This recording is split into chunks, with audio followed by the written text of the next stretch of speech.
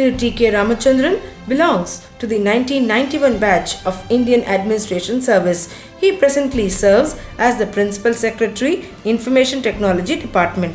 He has served the government of Tamil Nadu in various capacities, which includes his roles as collector and district magistrate in 2 districts. His interests include education, e-learning and IT policy, urban development, infrastructure and development economics. He has received several awards and citations from Government of India and state governments. Let's welcome Thiru T.K. Ramachandran IAS.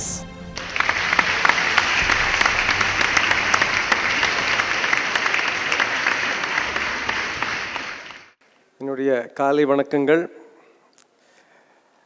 We are in the midst of the inaugural function of Connect 2016, and as usual I would like to thank the organizers and also express pleasure at being part of this function. We have a large panel of very eminent people here who are waiting to speak, so I will not take much time. We have people of the eminence of Dr. B.M. Hegde and Mr. Jain from Polaris, and we have the Australian Deputy Consul General and so many other eminent people here. So I will just speak about a couple of things which I think are relevant for this conference. Since this is the era of smart technologies, smart manufacturing, you take anything, it has to be smart, right? So I hope this audience is smart. Yes or no? Yes. So if I were to speak to a smart audience, then I had better be smart, right? So the question before us now is designing the future of India. What do we mean by designing the future? We heard some thoughts from Mr. Lakshmi Narayan. Designing the future of India basically would look at ensuring better lives for all of us, right? Better lives for all of us.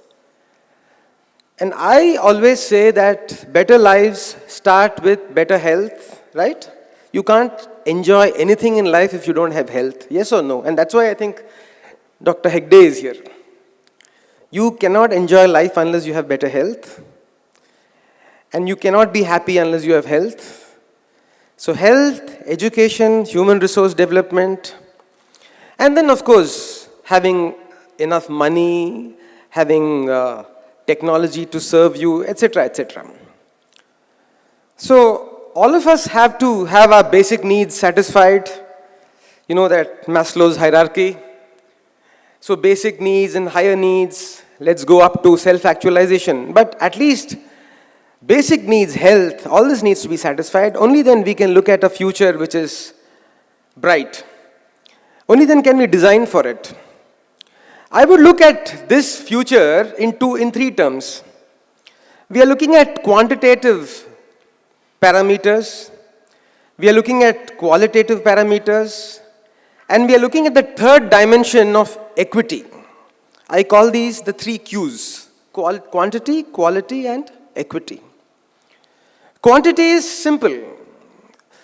In order to have any kind of development, you need to have growth, which means quantity. You need growth, more education, more technology, more money, less poverty, more services, and so on. The second aspect is quality, because after a certain time, quantity will not help. You need to have quality.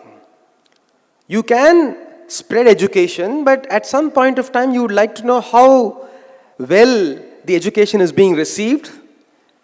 So the quality of education becomes important, the quality of healthcare becomes important. And then, similarly, environment. Environment is also part of the quality dimension of growth. So we start looking, we don't want growth to happen indiscriminately if we have to suffer pollution, if we have to suffer all kinds of, other things. because of that growth. Therefore, quality is important. The third thing is equity. Equity means ensuring access, ensuring inclusion, ensuring everybody has a piece of that cake, has a piece of that pie, the developmental pie. That is equity. Now, how is technology related to all this, you might well ask. Today, I think we are at a stage where we must confess that perhaps without technology, all this is not possible. And specifically, ICT. Because ICT straddles virtually the entire range of technology. There is nothing today which you can do without ICT being part of it. Like I said, you can talk of smart manufacturing, then you're talking of 3D manufacturing, you're talking of control systems which are ICT enabled, you're talking of IoT, which again is smart technology. We now are even talking about smart materials, and then smart energy networks. There is nothing which we are talking about today which is not infused with ICT, and therefore ICT is important. Therefore, your growth, your equity, your quantity, your quality is all dependent on ICT to a large extent. I spoke about access, for instance, inclusion. Is it not a fact that because of ICT we have greater fairness, greater transparency, and we have ensured greater access to a larger number of people, to a larger number of services? Therefore, in each of these elements that I spoke to you, ICT has a very important role to play. Now, what is the state government doing about this? It is important that, like I said, we increase the quantitative element of ICT, which means we need to give people more computers. We have a large number of mobile phones, you know, almost 90% of the state's population, and maybe almost 1 billion phones across the country, almost equal or slightly less than the population of the country. Therefore, flooding the entire state with equipment is one way of ensuring quantitative improvement in access. Then what did we do? We gave laptops. A very, very successful program where 3 million laptops have been given across the state to students and who are using it to benefit themselves. Then we have in place several storage systems. Like all of you know, today's computing world relies largely on cloud technologies. Gone are the days when you stuffed the computer with a lot of software and then gave it around. Today you simply get onto the net, you start surfing, and you can reach zillions or trillions or whatever megabytes of data from across the world. All you need is a device and you need connectivity.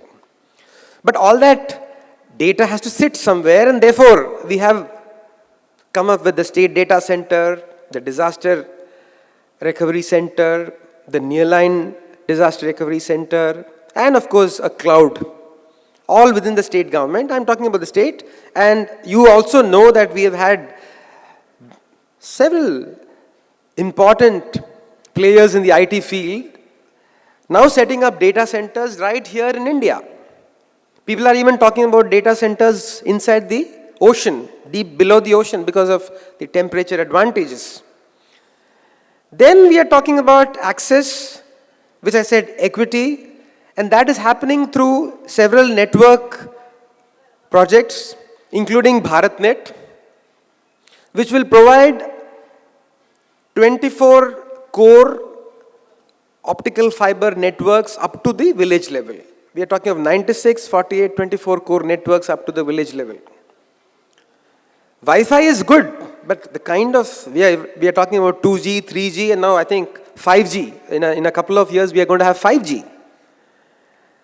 But to make that happen, you require a backbone of fiber, and that is happening, and that you must have seen in the papers. We require to have a fiber network. So from the district down till the village, from the state down till the district, We need to have that connectivity in place, and that is going to happen through the fiber net. In fact, we issued a government order a few days back, which constitutes the state, the Tamil Nadu Fiber Net Corporation. We are one of the first states, or the first state to do it. Once we have connectivity, once we have data out sitting there in the servers, we need people to be able to access it. And that I said, the laptops, etc., we've already given. Plus, we have put in like Mr. Lakshmi Narayan was saying, we have put in common service centers across the state, 10,000 of them across the state. So you can go to any of these centers, you can do things online, like many of you are smart people, therefore you will do things online with your smart technologies, using your smartphones and your smart internet. But there are people out there who don't have access to this stuff. Therefore, you will need to empower them. So we have these centers where you can go and get your certificates, you can apply for scholarship, you can apply for government schemes, you can pay your electricity bill, you can pay your taxes, and so on. These are there in the villages, these are there in the towns, these are there in the municipalities, in the corporation. We have about 300 of them in the Chennai corporation limits. So if you want, any of you wants a passport and you want to do it without the hassle of scanning, uploading, you can go to one of these centers, give your stuff to them, your photos, etc. They will do it for you. They will charge you something, of course. Nothing comes free. But people are happy to pay this, 100 rupees or whatever it is. And you get your service, you get your passport, and you get your SMS. Another of these attempts is the call center, the Amma call center, which was inaugurated a few days back, last month, where we received several lakhs of calls, which is a way of ensuring that data, information, the problems of the people are heard by those who matter, who have to take decisions. So we have 5,000 officers working behind the screens who are looking at this data, who are trying to solve the problems that are raised. Another issue is Tamil computing. We need to make computing accessible to everyone, including those who don't know English. அதனால Tamil virtual academy என்ற ஒரு நிறுவனம் அமைக்கப்பட்டுள்ளது. அந்த நிறுவனம் மூலமாக Tamil computing செய்வதற்கென்ற அனைத்து திட்டங்களும் தீட்டப்பட்டு அதன் வழியாக நாங்கள் தமிழ் கம்ப்யூட்டிங்கை பலப்படுத்தி வருகிறோம். Then smart, the startup warehouse, a lot of other things, creating the ecosystem for startups to flower, because you need that ecosystem. And all this will ensure that the ecosystem, what I just told you now, or just listed out, all this will ensure that the ecosystem that is required by our entrepreneurs, by our digital entrepreneurs, exists in this city, in this state, to ensure that they are able to contribute. Because as we said, we are reaching a state where knowledge is going to be supreme. It's not money, it's not capital, it's not machines, it's not land that is going to give you the edge. It is knowledge that is going to give you the edge, and we need to give that edge to our youngsters. So ensuring that digital literacy happens, the digital divide is bridged, is what we are aiming at. And some of the things that I told you about also are part of that aim. The final point that I would like to talk to you about is about institutional disruption. There's a lot of talk of how technology will disrupt. Technology will disrupt in a manner which we cannot even fathom at this point of time. A lot of jobs will have to be sacrificed, new jobs will be created. So many of you who are faculty in your colleges, you might still be thinking in the old IT services, that kind of a perspective. But now things are changing. It's no longer a service-driven industry, perhaps. It might not be a service-driven industry. We have Mr. Jain from Polaris, who's now bifurcated his company. He has a services group and a product group. So that's the shift that is taking place. So this disruption is happening at both institutional levels. We are seeing the disruption of institutions. We are seeing the disruption of intermediation. You had banks at one point of time, 10 years back, you went to a bank to get your money. Then disruption started. You don't need to go to a bank, you came to an ATM to get your cash. Now you don't even need to go to an ATM. You have a card. And then you don't even need to have a card. You can have an e-wallet or you can do an online payment. There are so many other things that are happening now. Maybe a time will come when all you will require is your fingerprint, your biometrics, and that will be enough for you to make a payment from your wallet or whatever.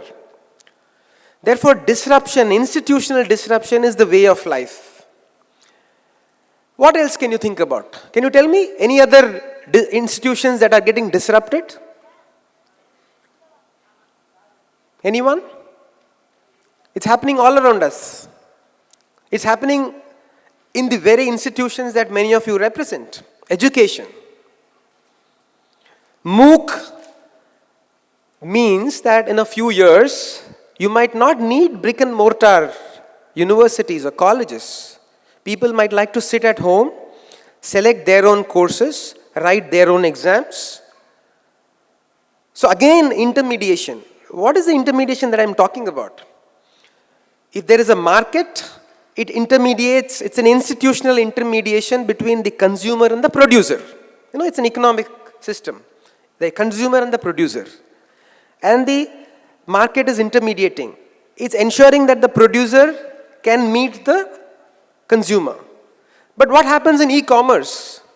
There is an intermediary, but now the brick and mortar intermediary, the institution, the marketplace is gone. It has now become e-marketplace. So I would call it intermediation has now become e-mediation.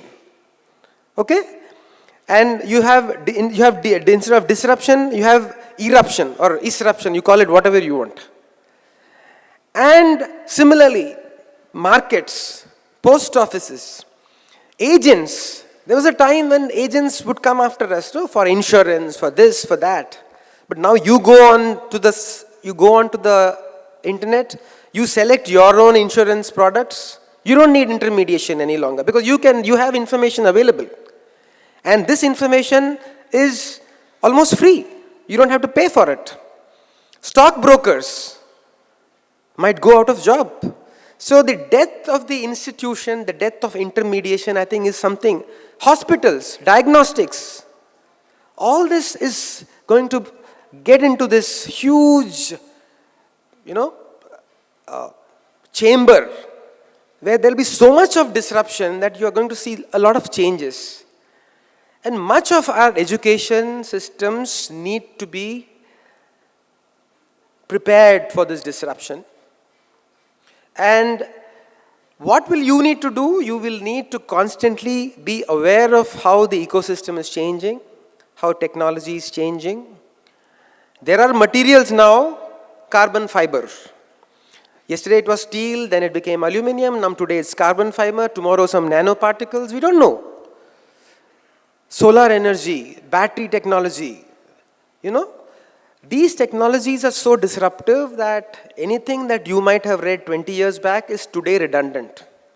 What I studied from Tannenbaum 25 years back as part of networks is no longer, I think we still read it, but networks have progressed much beyond all that. Therefore, I would only request all of you, and of course ICT Academy is doing a great job of playing this role of intermediation. But ICT Academy better be warned that you might yourself be disrupted sometime. There might be an internet equivalent to you, there might be a smart equivalent to you, which might come out there in the digital world. Hopefully that will never happen. But then, you never know.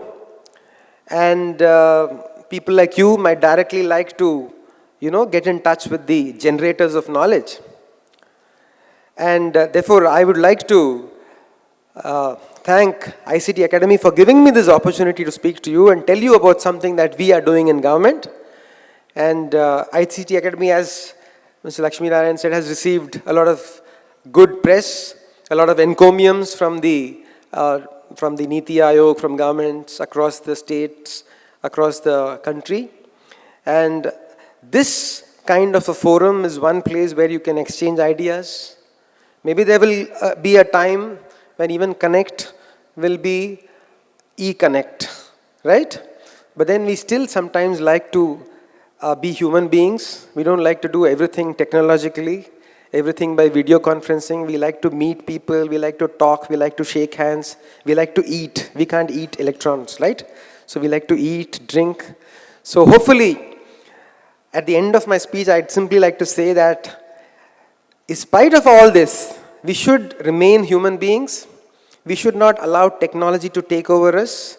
Our own culture, our own language, our own music, dance, drama, which I keep saying everywhere, we must be rooted, irrespective of BPOs or whatever, irrespective of foreign cultures, irrespective of whatever technologies from abroad that we might access, we might imbibe.